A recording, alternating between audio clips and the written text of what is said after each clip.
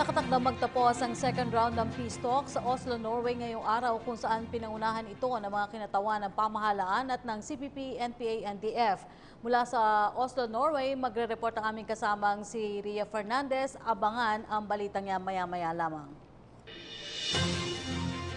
Positibo ang Philippine Drug Enforcement Agency o PDEA na mas nagiging abot kamay na ang tuloy ang pagsugpo sa problema ng ilegal na droga sa bansa.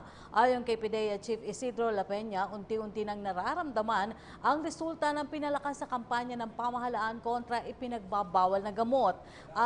Mas nagiging aktibo na rin ang ating mga kababayan sa pakikiisa sa naturang kampanya. Patunay umano rito ay ang pagkakadiskubre sa floating shabu laboratory sa Subic, Zambales noong Hulyo at gayon din ang malaking shabu laboratory na natagpuan sa paanan ng Mount Arayat sa Pampanga. Maliban rito, umabot na rin sa mahigit 8,000 drug personalities ang kanilang nahuli mula Hunyo at 30 hanggang Oktubre at 60 kung saan 7,000 rito ang nasampahanan ng kaso.